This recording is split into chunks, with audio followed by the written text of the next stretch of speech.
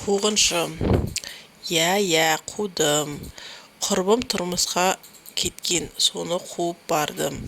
Қызын жеңгесі екеумізді шығарып салып жатқанда, қыстың ызғарына жаурап қалмасын деп, оның үстіне батылдық үшін деп 100 грамнан тарттырып жіберді. Қаладан бара жатқасын кішкентай чихахуа итімді алып алдым. Өзі қара, құйрығы ақ итім 100 грамнан соң қайда қалғанын білмей қалдым. Жолға шығып такси тоқтаттық. Қыз баласы болғасын мастығымызды барынша білдірмейік деп келістік.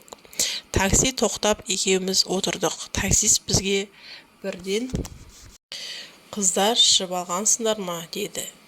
Ойпырмай қайдан сезді деп аң-таң болдық. «Ағай, қайдан білдіңіз?» десек, таксист «Екеуің де алдына отырып алыпсыңдар» дейді. Ұят-ай. Екеуміз де ұшып түсіп артына отырдық. Багажникке. Негізі жақсы бардық. Багажникте үшеуміз. Мен, жеңгесі, сосын қара тоқты. Таксист ертең Құдай тамаққа соятын тоқты. Біздің мас екенімізді ол да сезді ма білмейм, басын көтеріп «мә» деді. Негізі оның бізбен шатағы жоқ. Ертеңгі күнін уайымдап жатыр. Мен Аманғали емеспін оның сөзін түсінетін. Бірақ жорамалымша, қу дүние бүгін бар да ертең жоқ деп жатқан сияқты. Бір кезде жеңгесі қолтығыма қарап, «Айшеке, қолтығыңның түгін қарашы» дейді. Қарасам, Құдай сақтасын, қап-қара түк, ұзындығы 5 сантиметрдей. Шошып кеттім. Қолтымды ақырын көтерсем күшігім. Сорлы енді болмаса өлгендей екен. Шамасы ауылға жетіп қалдық. Сөмкемді ақтарып, таксистің ақшасын бермек болдым. Масқара, ақшам жоқ. Ұмытып кетіппін. Сосын бірден айлаға көштім. Көлік тоқтасымен екеуміз қашып кетеміз деп келістік. 10-15 минуттан соң көлік тоқтады.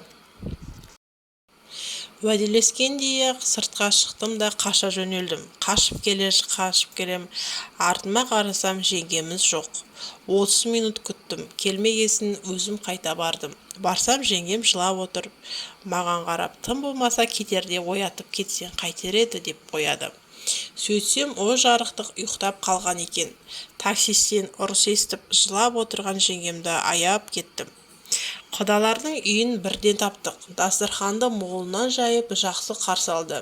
Жедік, іштік, көп ішіп қайынба далаға шықтым. Жай шықпадым, дәретхана іздеп шықтым.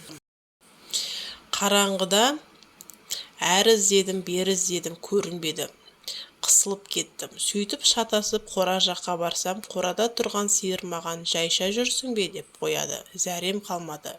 Үйге қарай зауладым. «Мә, сиыр сөйледі ма?» десем, қолымдағы күшігім «Мә, мен де шошып кеттім» деп қояды. Сөйтіп тұрғанда тұсымнан дәу ит арс ете қалды. Өзім қысылып тұр едім ғой, шошынғаннан бәрі кетті. Үй жақтан жеңге мені іздеп шығыпты. «Қайда жүрсің? Неге шықтың?» деді. Не айтарымды білмей миым қайнап кетті дедім. Қыстың күні күн суық, тек төмен жағымнан ыстық болып бу ұрып тұр. Мұны көрген жеңгеміз «Сенің миың жоқ па?» десем, бар екен. Қайнап жатқанына қарағанда өте төмен орналасқан екен ғой деп қояды. Үйтіп қоштасып, құрбымды аманаттап кеттім. Кетерде күшігімді таппадым. Тек машинаға отырғанда бір топ балалардың ләңгі ойнағанын көзім шалып қалды. Қыста қайдағылы ләңгі дерсіздер? Өзі қара құйрығы ақ ләңгі. Қайран күшігім-ай.